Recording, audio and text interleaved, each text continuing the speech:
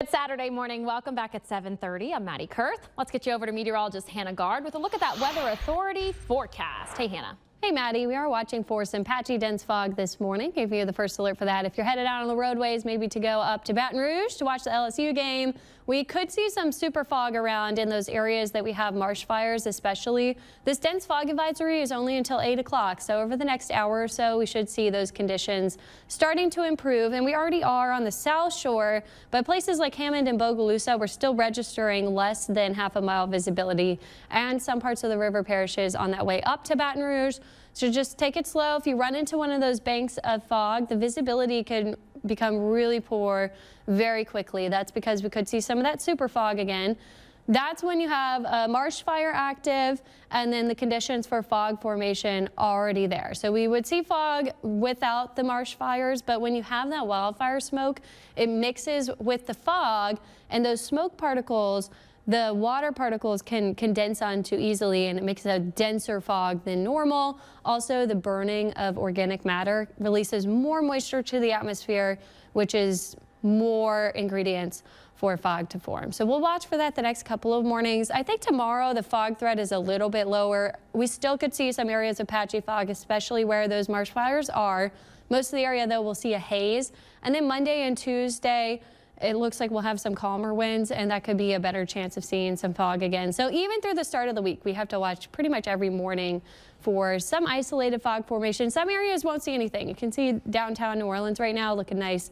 We're not seeing any of that fog. It's a little hazy, but nothing too much to worry about.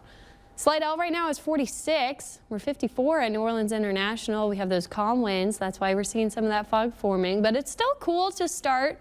We haven't gotten a true return flow yet, which is what we're seeing over in Texas, heading up through the lower Mississippi River Valley. That's the southerly winds that are bringing those lows into the 60s. Meanwhile, we're still in the 50s.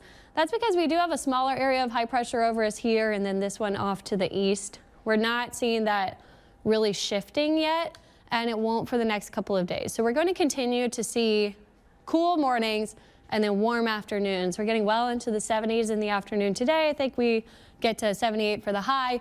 Tomorrow we'll be in the upper 70s through most of the afternoon. We could even touch 80 degrees, but again, we'll still start off cool. Our highs get up to 82 by Monday and last through Thursday. Our average is 71, so this is running pretty far above normal. It's definitely not feeling like November.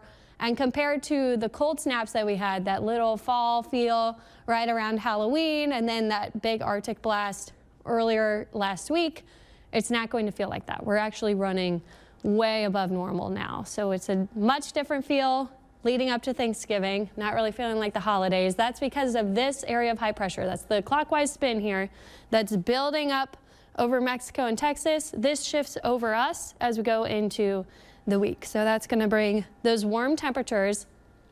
Then we have some lows coming. This is what we have to watch. When you're on the edge of high pressure and low pressure in the upper levels, you get a split in the atmosphere.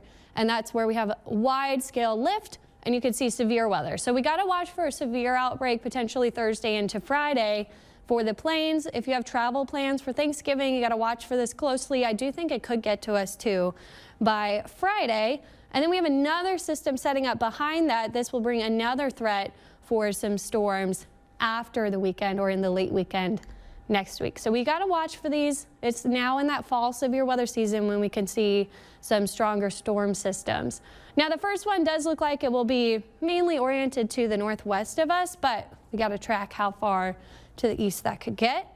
So increasing the rain chances Thursday ahead of it, we could see some showers, and then Friday, it'll kind of depend on the timing here. It's still 7 days out, but we will nail that down as it gets closer, especially if you have travel plans. Just keep an eye on the forecast. And it does look to get pretty active after that into the weekend toward Thanksgiving. So got to keep a close eye on what's going on there, Maddie. Yeah. But we are good to go this weekend. Nothing really to worry about except for in the mornings.